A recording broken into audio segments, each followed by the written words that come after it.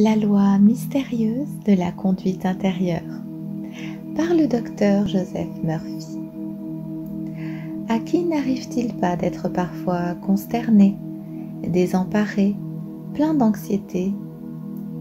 Qui ne s'est pas trouvé dans une situation critique et ne s'est demandé avec inquiétude que faire?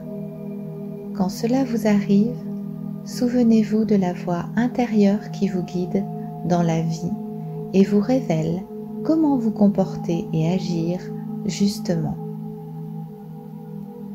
Le mystère de cette indication intérieure vous permettant de vous comporter justement, c'est que vous vous abandonnez avec une confiance entière à la réponse juste, sans pourtant la connaître, jusqu'au moment où cette réponse jaillit de l'intérieur de vous-même.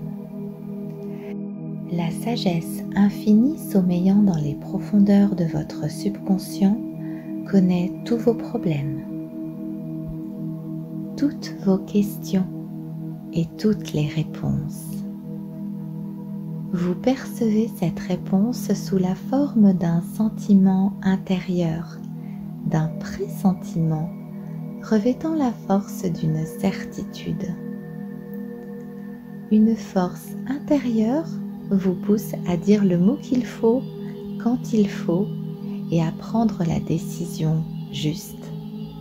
Bref, à faire ce qu'il convient de faire. Pour cela, suivez votre intuition. Sachez et soyez-en sûrs, il y a toujours une solution et vous avez cette solution. Mettez-vous en condition dans la détente et la réceptivité. Votre intuition est une mine d'or, le trésor où puiser vos idées.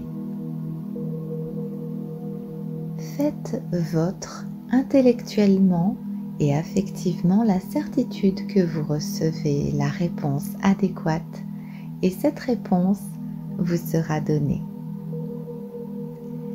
La sagesse infinie résidant dans votre subconscient sait et voit tout. Ayez confiance en elle et invoquez-la.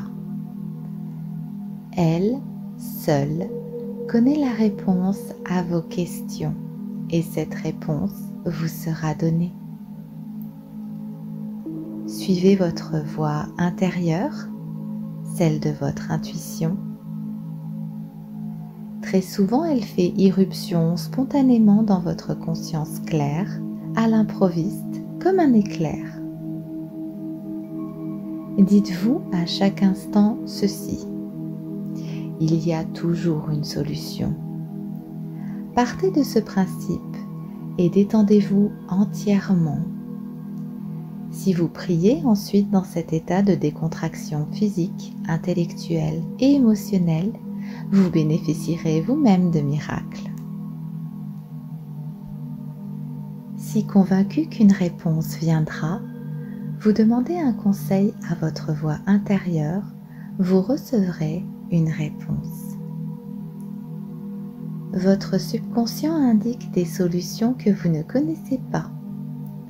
La solution peut se trouver dans un livre découvert tout à fait à l'improviste ou dans une conversation dont vous êtes témoin par hasard. Il y a d'innombrables possibilités d'apprendre la réponse. Pour recevoir l'indication qui nous est donnée de l'intérieur, nous devons être détendus et réceptifs, toujours prêts à écouter. Dans ces conditions, nous pourrons appréhender consciemment les inspirations de notre intuition et les suivre.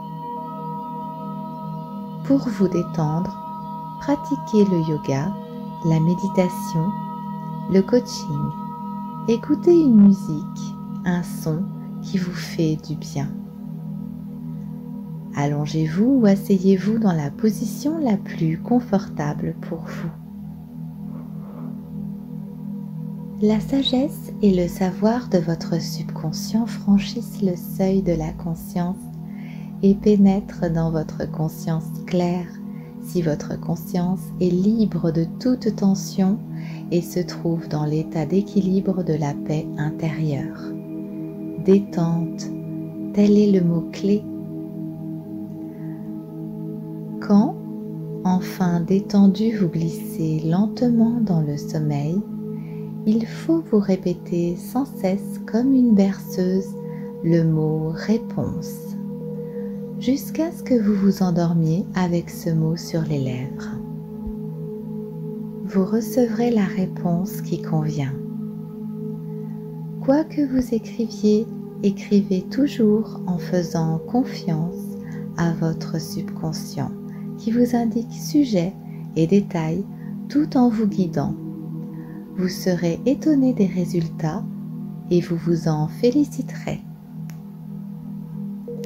La sagesse qui réside dans votre subconscient vous conduira là où votre vie prendra son sens et où vos dons cachés pourront se déployer.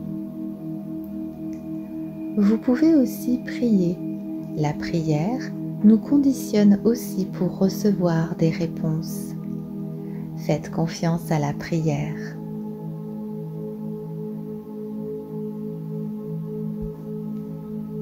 Répétez-vous cette phrase. L'amour de la source éclaire ma voie et donne à ma vie son sens, lui assure bonheur et plénitude. Cette devise vous permettra de rester toujours gai et de connaître la paix intérieure. C'était la loi mystérieuse de la conduite intérieure par le docteur Joseph Murphy.